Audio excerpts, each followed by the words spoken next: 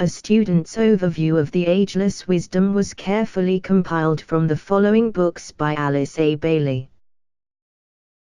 A Treatise on Cosmic Fire. Esoteric Psychology, Volumes 1 and 2. Esoteric Healing. Esoteric Astrology. The Rays and the Initiations.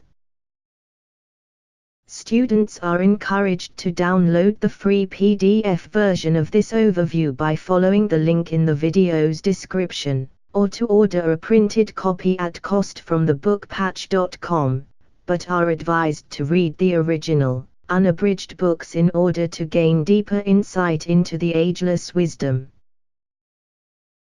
Students are also invited to join our online study group at facebook.com/groups/students of the ageless wisdom.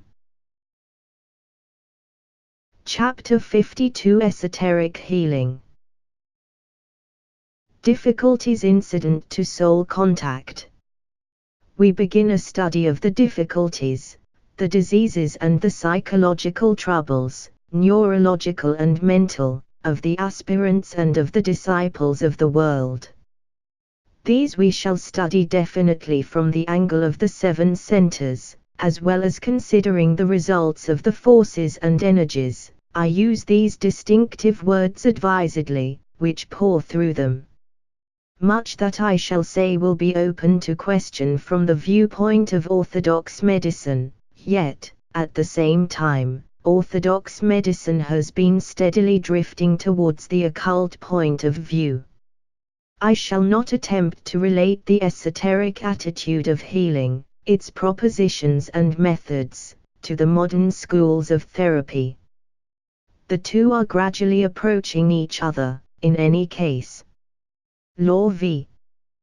There is naught but energy, for God is life. 2 energies meet in man, but other 5 are present. For each is to be found a central point of contact.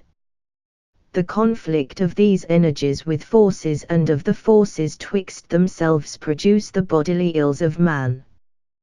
The conflict of the first and second persists for ages until the mountain top is reached, the first great mountain top.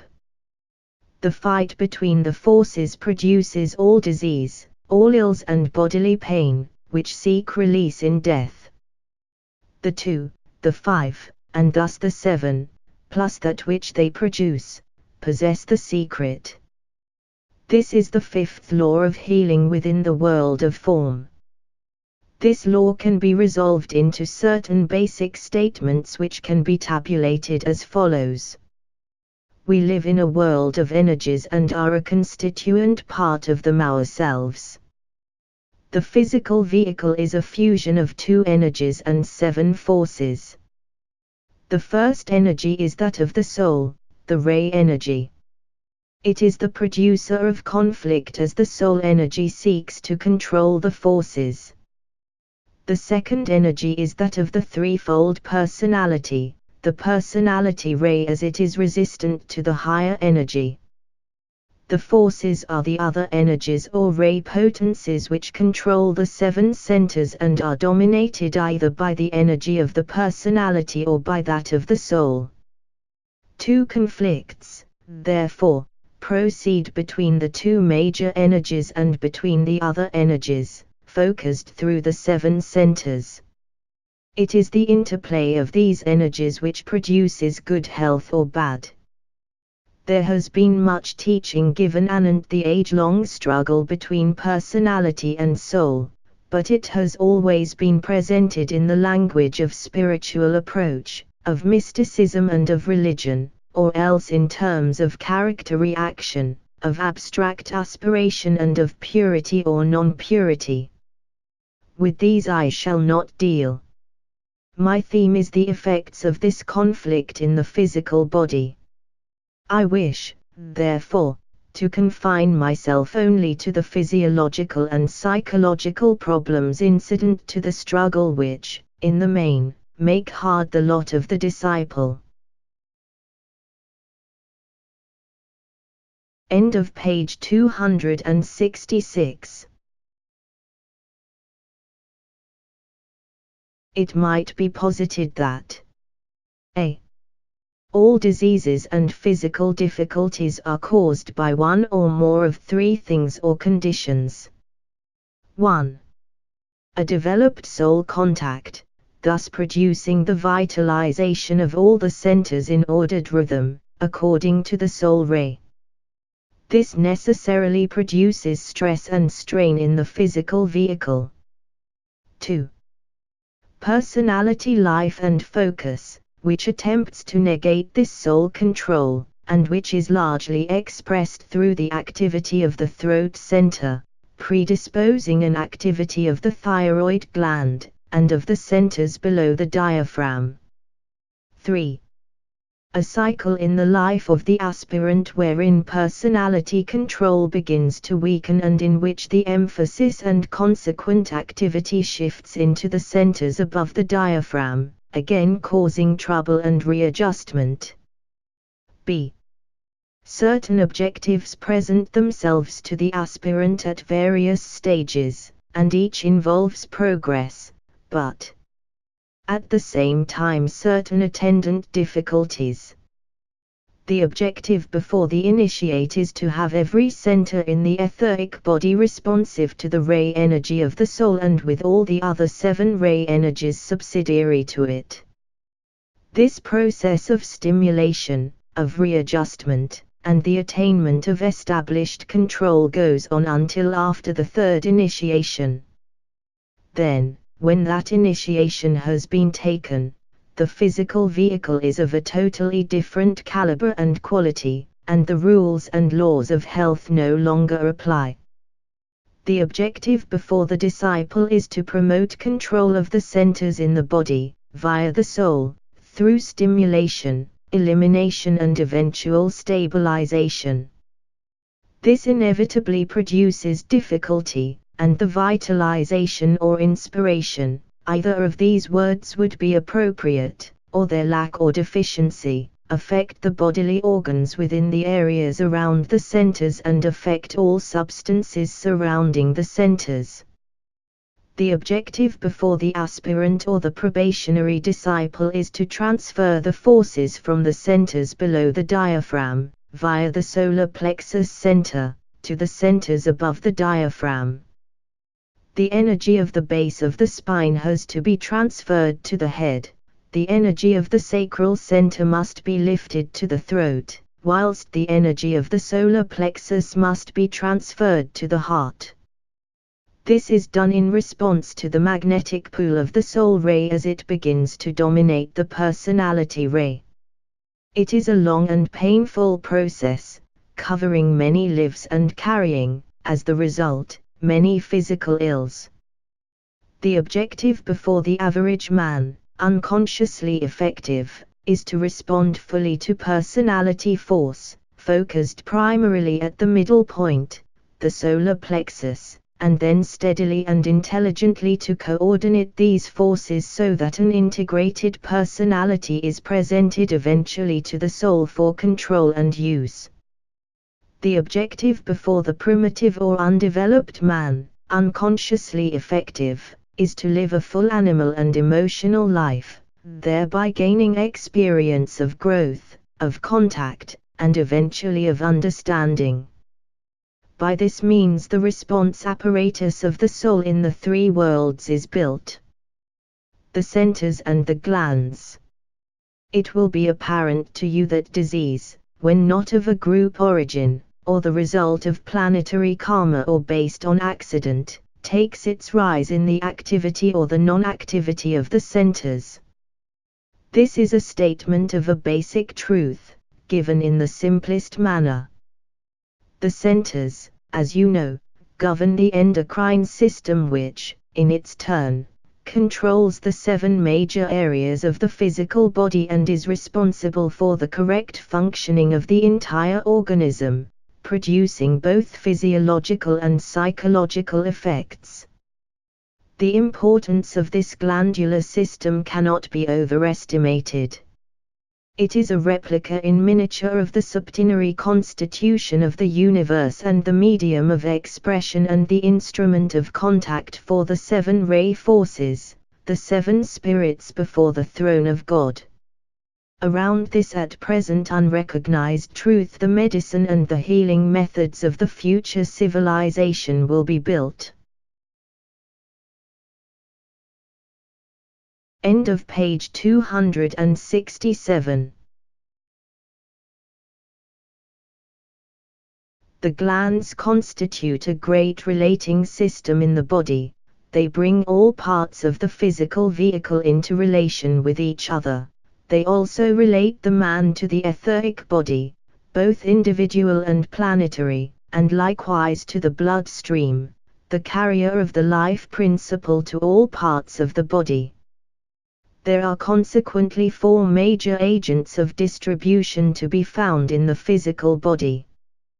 They are all complete in themselves, all contributory to both the functional and the organic life of the body, all closely interrelated and all producing both physiological and psychological results according to their potency, the response of the centers to the higher inflow, the point in evolution achieved, and the free expression, or the reverse, of the incoming energies. These 4 agents of distribution of energy are: 1. The etheric vehicle itself. This with its myriads of lines of force and of energy, the incoming and the outgoing energies, its responsiveness to energy impacts coming from the environment as well as from the inner spiritual man and the subtle bodies, underlies the entire physical body. In it are to be found the 7 centers as focal points of reception and of distribution. They are the recipients of 7 types of energy, and they distribute these 7 energies through the entire little human system. 2. The nervous system and its various interlocking directorates. This is a relatively tangible network of energies and forces which are the outer expression of the inner, vital, dynamic network of the etheric body and the millions of nadis or the prototype of the nerves which underlie the more substantial body. These nerves and plexi and their many ramifications are the negative aspects of the positive energies which condition or are attempting to condition the man. 3. The endocrine system. This is the tangible and exoteric expression of the activity of the vital body and its 7 centers. The 7 centers of force are to be found in the same region where the 7 major glands are located, and each center of force provides, according to the esoteric teaching, the power and the life of the corresponding gland which is, in fact, its externalization. The centers and the glands. Centers glands. Head center pineal gland. Center between eyebrows pituitary body. Throat center thyroid gland. Heart center thymus gland. Solar plexus center pancreas. Sacral center the gonads. Center at base of spine adrenal glands. These 3 systems are very closely related to each other and constitute an interlocking directorate of energies and forces which are essentially vital, galvanic, dynamic and creative. They are basically interdependent, and upon them the entire interior health of the physical organism depends. They are responsive first to one or other of the bodies, emotional or mental, then to the integrated personality and its ray, and finally to the soul ray as it begins to assume control. They are, in reality, responsible for the production of the physical body and, after birth, they condition its psychological quality, and this in its turn produces the developing physical man. They are the agents for the 3 divine aspects of all manifestation, life quality appearance. 4. The bloodstream. This is the carrier of the life principle and of the combined energies and forces of the 3 above systems. This will be an idea of some novelty to the orthodox. The relationship of the circulatory system of the blood to the nervous system has not been as yet adequately developed in modern medicine. Much, however, has been done to relate the glandular system to the blood.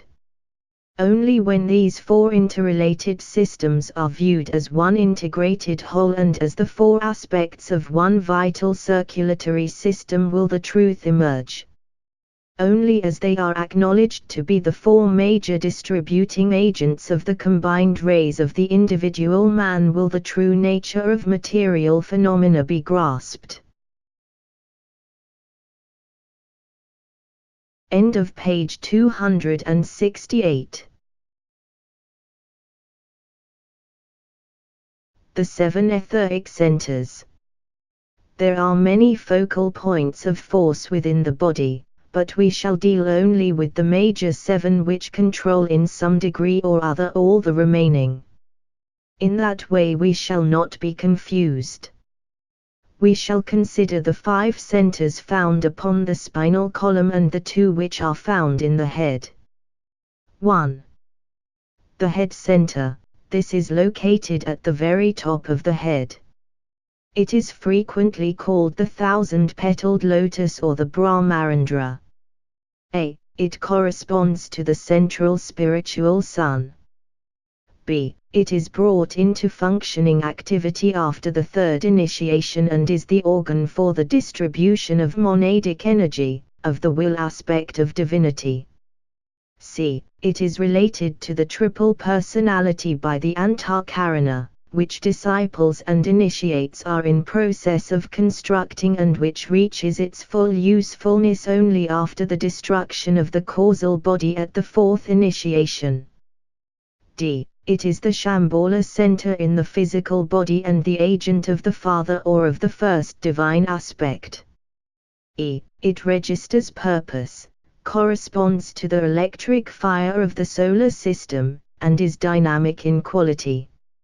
F. Its dense physical externalization is the pineal gland in the head. This remains active during infancy and until the will to be is sufficiently established so that the incarnating person is firmly anchored in physical incarnation. In the final stages of divine expression in man it again comes into activity and usefulness as the agent for the accomplishment on earth of the will energy of established being. G. It is the organ of synthesis because, after the 3rd initiation and prior to the destruction of the causal body, it gathers into itself the energies of all the 3 aspects of manifested life. Where man is concerned, this means the energies of the spiritual triad, of the threefold egoic lotus and of the triple personality, thus again making the 9 of initiation.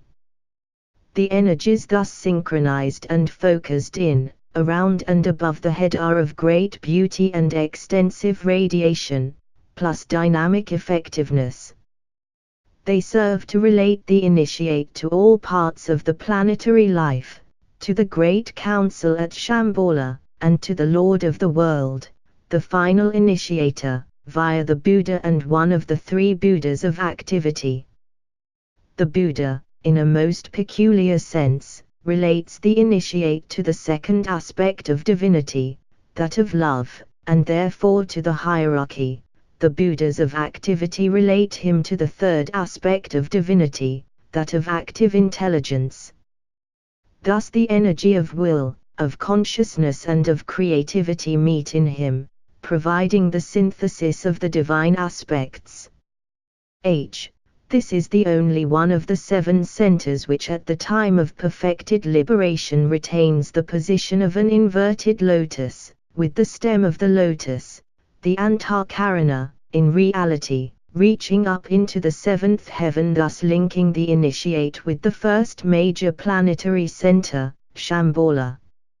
All the other centers start by being inverted, with all the petals turned downwards towards the base of the spine. All, in the process of evolution, gradually unfold their petals and then slowly turn upwards towards the summit of the rod as it is called in the old commentary. The above is a piece of information which is of small value, except in so far as it presents a truth, completes a picture, and gives the student a symbolic idea of that which is essentially a distributing agent of the will energy of deity. 2. The Ajna center. This is the center between the eyebrows and is found in the region of the head just above the two eyes, where it acts as a screen for the radiant beauty and the glory of the spiritual man. It corresponds to the physical sun and is the expression of the personality, integrated and functioning, first of all as the disciple, and finally as the initiate. This is the true persona or mask. It achieves this functioning activity fully by the time the third initiation is taken. I would remind you that this initiation is regarded by the hierarchy as the first major initiation, a fact which I have already communicated. It is the organ for the distribution of the energy of the third aspect, the energy of active intelligence. End of page 269. C. It is related to the personality by the creative thread of life, and is therefore closely connected with the throat center, the center of creative activity, just as the head center is related to the center at the base of the spine. An active interplay, once established between the ajna center and the throat center, produces a creative life and a manifested expression of the divine idea on the part of the initiate.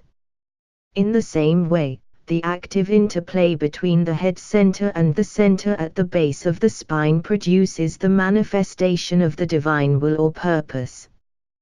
The forces of the ajna and the throat centers, when combined, produce the highest manifestation of fire by friction, just as the energies of the head center and the basic center produce the individual electric fire which, when fully expressing itself, we call the Kundalini fire.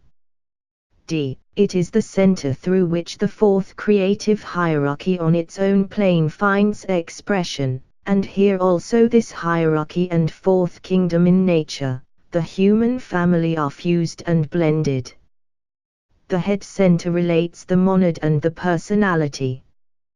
The ajna center relates the spiritual triad, the expression of the monad in the formless worlds, to the personality. Ponder on this statement, because you have here, in the symbolism of the head center, physically considered, the reflection of the spiritual will, Atma, and spiritual love, Buddhi. Here also comes in the teaching on the place of the eyes in the development of conscious expression, creatively carrying forward the divine purpose. End of chapter 52.